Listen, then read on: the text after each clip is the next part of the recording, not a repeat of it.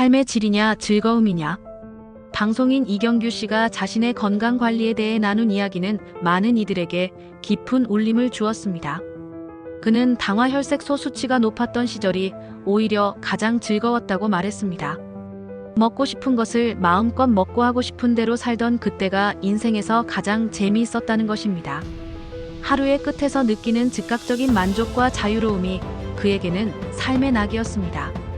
그러나 몸이 보내는 경고는 분명했습니다. 결국 그는 식습관을 바꾸고 생활을 절제하기 시작했습니다. 좋아하던 음식들을 내려놓았고 밤늦은 자리도 피해야 했습니다. 그 결과 건강 수치가 안정되었습니다. 그때 그는 솔직하게 말했습니다. 삶의 질은 좋아졌지만 예전 같은 재미는 사라졌다고 말입니다.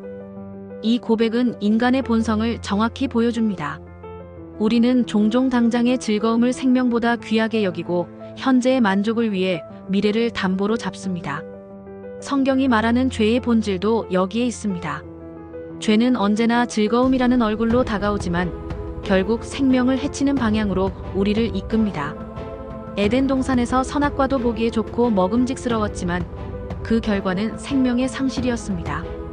인간은 늘 즐거움과 생명 사이에서 시험받아왔습니다. 성경은 즐거움을 부정하지 않지만 즐거움이 주인이 되는 삶을 경계합니다. 육체의 즐거움을 좇을수록 영혼은 메말라가지만 영혼을 살리는 선택은 결국 삶 전체를 살리게 될 것입니다.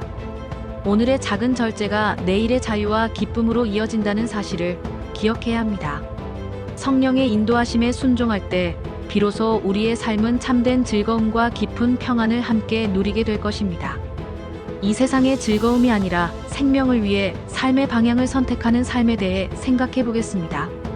오늘의 말씀 로마서 8장 5절 6절 찬송가 90장 433장.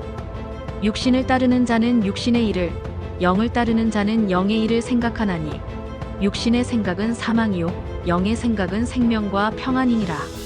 사람은 본능적으로 즐거움을 추구하며 살아갑니다. 즐거움 자체가 죄는 아닙니다. 문제는 즐거움이 삶의 기준이 될 때 생깁니다. 성경은 지금의 선택이 나의 영혼과 인생을 어디로 이끌고 있는지를 생각해 보게 합니다. 신앙은 순간의 만족보다 삶 전체의 방향을 바라보는 것이기 때문입니다. 즐거움은 즉각적이지만 그 결과는 오래 남습니다. 성경은 보이는 것으로 살지 말고 보이지 않는 것을 바라보라고 가르칩니다. 신앙의 선택은 당장의 기분이 아니라 앞으로의 삶을 내다보는 것입니다.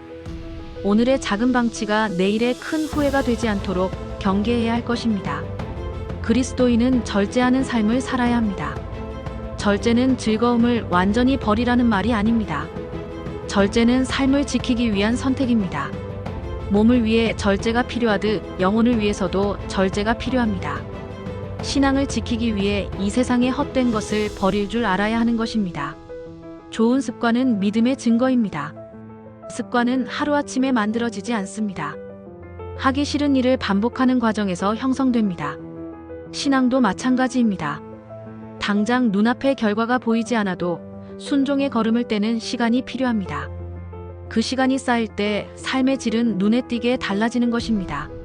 삶의 즐거움과 삶의 질 사이에서 우리는 매일 선택합니다. 성경은 잠시의 즐거움보다 영원한 유익을 택하라고 권면합니다. 오늘의 절제가 내일의 자유가 되고 오늘의 순종이 내일의 은혜가 됩니다. 하나님 안에서 후회 없는 길을 걷는 그리스도인이 되시길 바랍니다. 오늘의 기도. 주님, 순간의 만족보다 주님 안에서의 삶을 선택하게 하시고 절제 속에서도 기쁨을 발견하는 믿음을 주옵소서. 예수님의 이름으로 기도합니다. 아멘.